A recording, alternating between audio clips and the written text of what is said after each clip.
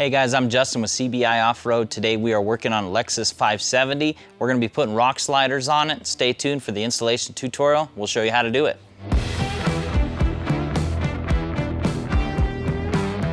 Okay, so the first step is we need to remove the factory running boards on the vehicle. So to do that, we're gonna start inside the wheel wells, and there's a T30 Torx bolt on the back side, and there's 3 of them on the front side inside the wheel well, as well as a plastic clip. So we'll go ahead and get those out now.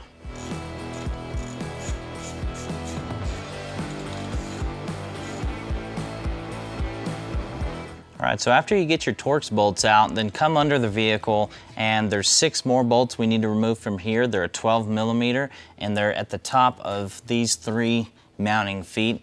And there's an electrical connector here that we'll have to unplug. So we'll go ahead and get these bolts out now. Okay, so when you're working on this clip, this particular vehicle had a lot of mud and kind of pebbles in it, so there was a lot of debris down in here, so I had to free up. But I just used a pick and kind of scraped it out of this opening. But the idea with this clip is that you depress right here and on this part, and it'll release the clip, and you just pull straight downward. So that's how to take care of that. And now we'll get to our 12mm bolts.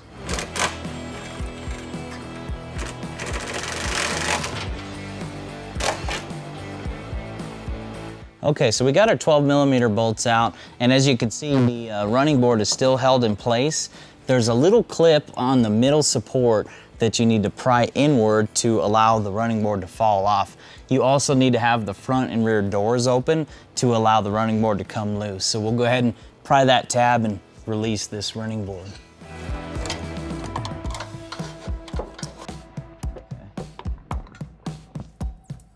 All right, so now that the running board's down, our next step is to remove this kind of tube protection that protects some of the suspension components. These are also a 12mm. There's gonna be 9 of them, I believe. You may wanna have a wobble socket, a ratchet wrench, just a couple different 12mm tools, just because they're kind of in awkward places. Save this hardware though, because we're gonna reuse it on installing our new CBI sliders. We'll go ahead and get these out now.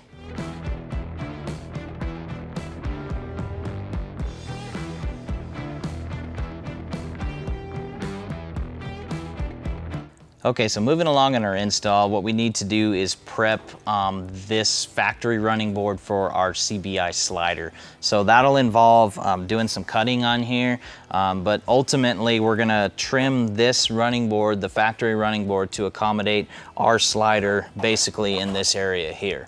So to do that, we need to pry up on this plastic non-slip panel, and that'll expose some 10mm bolts underneath to take off the factory frame to allow us to make our cut.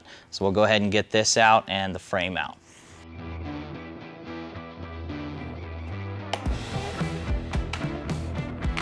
All right, so now that plastic piece is out of the way, you can see our 3 10mm bolts here we need to remove to get the aluminum frame off. So we'll remove those and the frame will come off and we'll be ready to lay out our cut.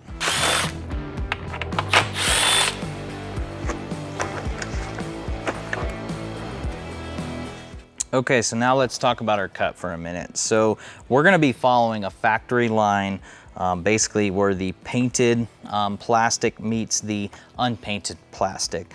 And that'll be straight across here, and then we're gonna just continue that line straight out on both ends. So it's a really simple cut.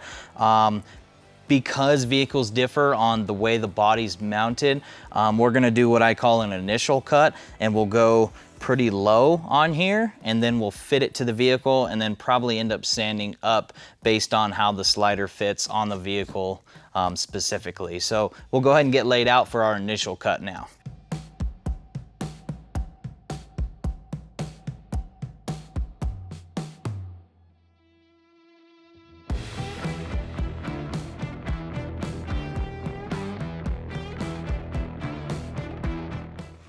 Okay, so we're all laid out to where we're gonna cut this running board. I got everything taped off. I'm just using a 5-inch cutoff wheel to make the cut. Make sure you're wearing good protective equipment so you don't get plastic in your face. I got the Codemini cuts going on, so protect your arms with something similar to this. We'll go ahead and get cutting.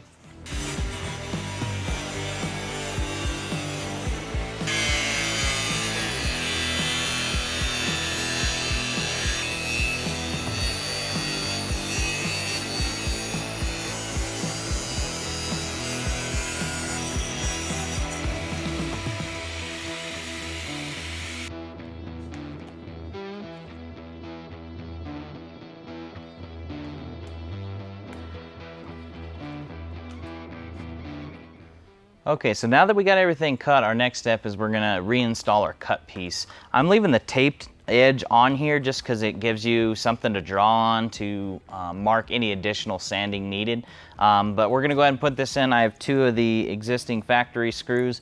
I'll just put one in the back and one in the front just to keep it in place while we test fit everything.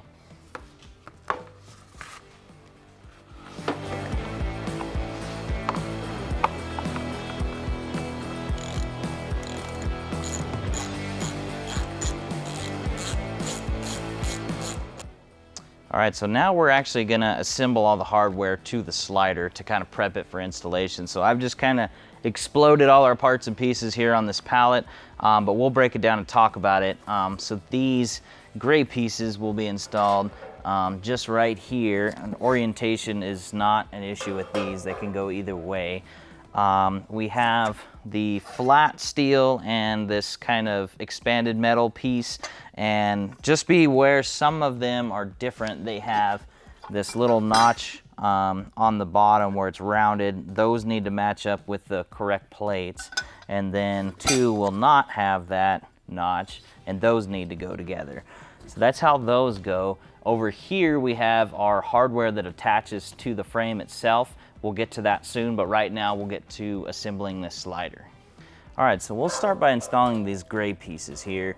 Those are gonna take 3 of the 1/4-inch button head bolts and flange nuts that go on the underside. So the head of this is a 5/32 Allen, and the nut portion is a 7/16. So we'll go ahead and get that bolted up.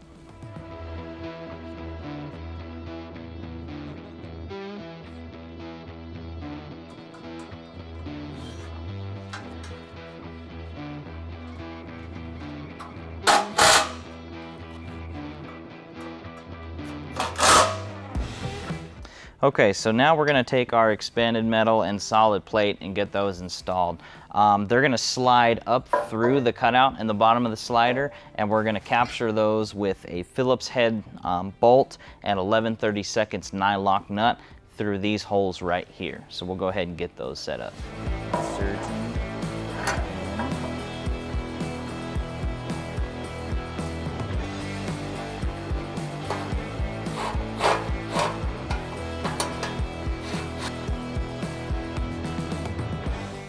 All right, so now we're back at the vehicle. We're starting at the back, and this bracket here is gonna go on the end, and we're gonna need to remove this clamp that holds in the e-brake. So we'll remove that, install this clamp, and then work our way forward installing the brackets.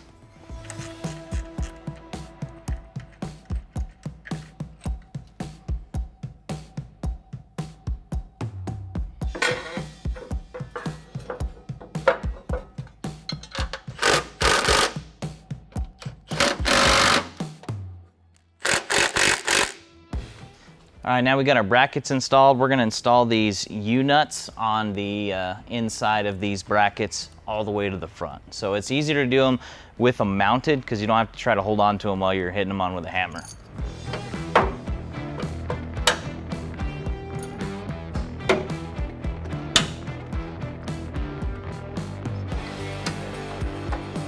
Okay, so we got our slider sitting up here. Next thing is we're gonna secure it with 1 bolt in the rear, 1 in the front, just to get an idea where we need to continue sanding to get everything really dialed in.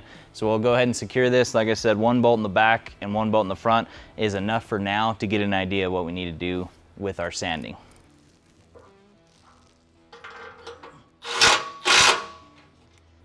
All right, so we got our slider sitting up here, and you can see it's at a pretty steep angle because we need to trim so much out of this area that it won't even let it get flat.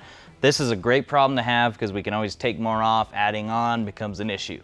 So we'll go ahead and drop this. I've kind of used this straight edge to make a line, and these are pretty rough lines until we can get this sitting straight to where we can make a really good distinctive line and know where we're at. So this is still going to be kind of an initial sand point, and then we'll reinstall the rock slider and check it again.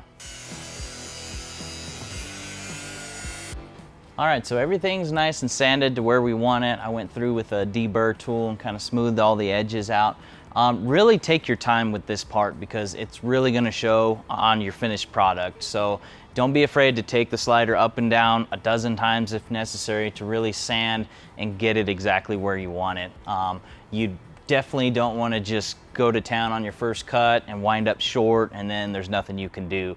It's much better to take time, sand it, get it really dialed in to where that you want it. Now, next thing is we're gonna cut off the tape on these clips on this wiring harness, and we're gonna tuck it up under this plastic, route it over, plug it back in, and then we'll be ready to rehang our sliders and pretty much be done. So we'll go ahead and get that going.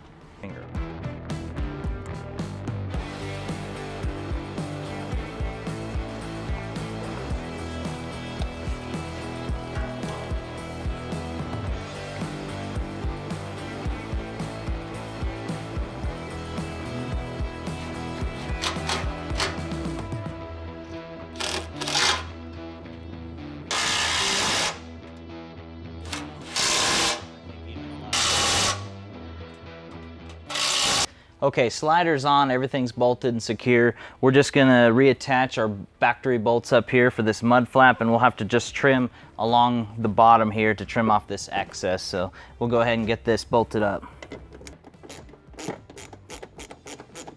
All right, guys, that sums up this install tutorial of the LX570 rock sliders. They turned out amazing. These guys are solid. They're ready to take some shots, trail proven. They're ready to go. So don't forget to like and subscribe. Leave a comment below. Thank you.